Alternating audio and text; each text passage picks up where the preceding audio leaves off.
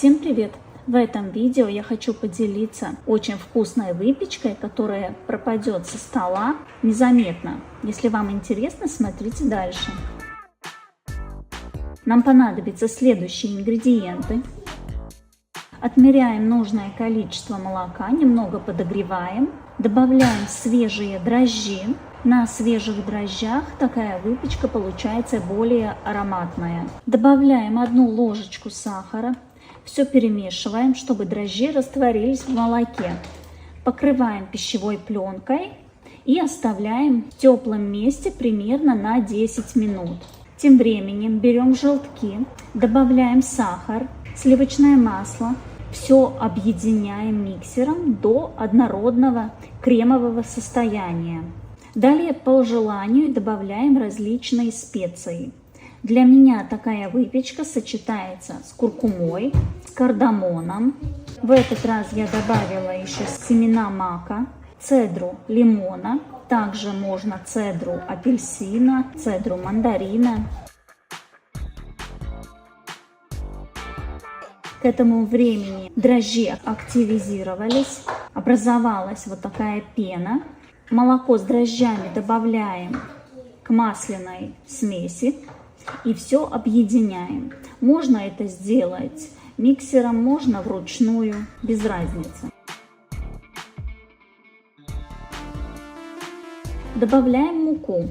Вначале перемешиваю лопаткой, а потом надеваю виниловую перчатку и замешиваю руками. Замешиваем нежное, не сухое тесто, но в то же время тесто не прилипает.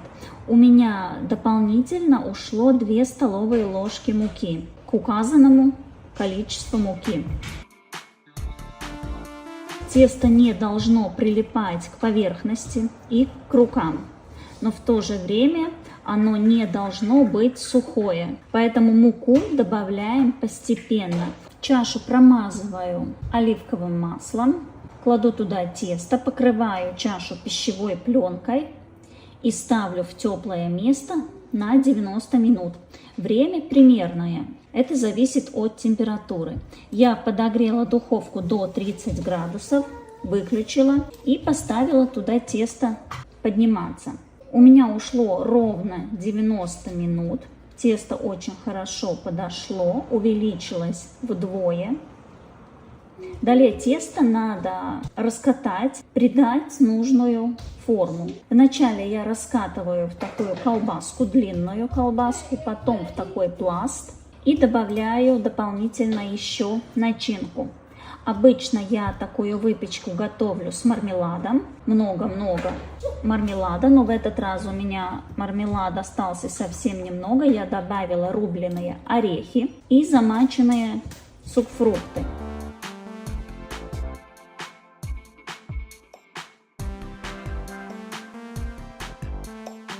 Далее заворачиваем опять в такую колбаску, придавливаем, чтобы начинка плотнее держалась.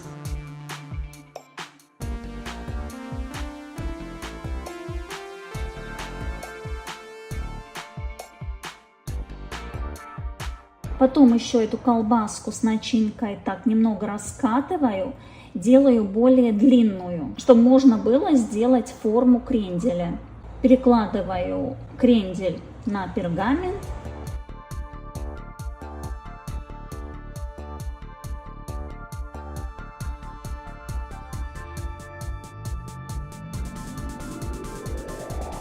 Покрываем пищевой пленкой и ставим опять в теплое место от 30 до 60 минут. Тут опять время зависит от температуры.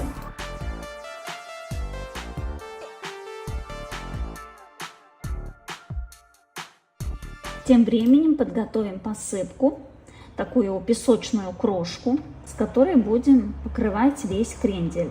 Для этого нам понадобятся следующие ингредиенты.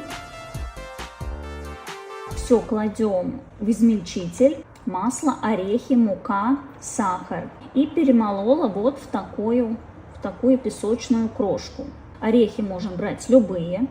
Муку также можно брать не только пшенную, а и рисовую, кукурузную, цельнозерновую, овсяную. Чтобы крошку было удобнее накладывать на крендель, я ставлю в морозилку примерно на 10 минут.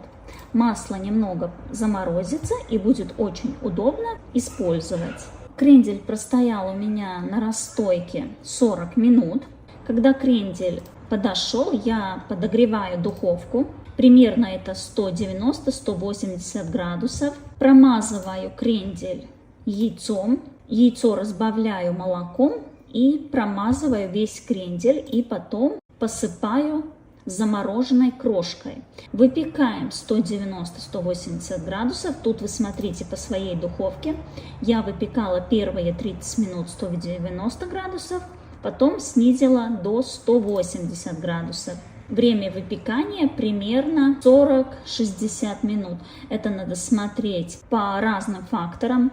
Если крендель мы раскатали в очень тонкую колбаску, он будет выпекаться быстрее. Но так, чтобы он подрумянился красиво сверху.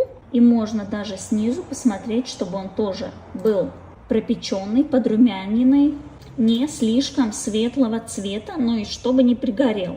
Также можно проверить сухой палочкой. Втыкаем сухую палочку. Если палочка выходит без влаги, то крендель готов. Полностью остужаем и посыпаем сахарной пудрой. Также можно полить и растопленным шоколадом, украсить с разными кремами. Но классический вариант это, конечно, будет сахарная пудра или растопленный шоколад. Обязательно дожидаемся полного остывания, так как самый вкусный вкусовой букет – это остывший крендель. Теплый крендель, он внутри кажется такой липковатый. Это любая выпечка. Теплая будет как бы не пропеченная, липкая внутри. Поэтому обязательно дожидаемся полного остывания. И потом уже отрезаем кусочек и смотрим, что у нас в середине получилось. Насчет куркумы, крендель получается желтого солнечного цвета, поэтому куркуму я советую обязательно добавлять. Крендель очень нежный, мягкий, воздушный, не сухой, так как он готовится на сливочном масле и желтках. Начинку добавляем различную на ваш выбор, на ваш вкус. Тут я добавила фотографии. Я очень часто раньше готовила такой крендель в различных вариантах. Даже добавляла в тесто натертую на мелкой терке морковку. Она тоже придает солнечный цвет и влажность. Добавляла марципан, раскатанный в колбаску, как выпечку, что ли. Украшала масляным кремом, растопленным шоколадом. Но самый-самый вкусный – это когда очень много мармелада. Но надо иметь в виду, что мармелад даст дополнительную сладость. Такой крендель пропадает со стола буквально незаметно. Вкусней этого я нигде не встречала, поэтому я вам советую попробовать, порадовать близких, удивлять гостей. Если вам понравилось видео, ставьте лайк, подписывайтесь, комментируйте. Жмите на колокольчик, чтобы не пропустить новые видео, рецепты, эксперименты. Всем пока!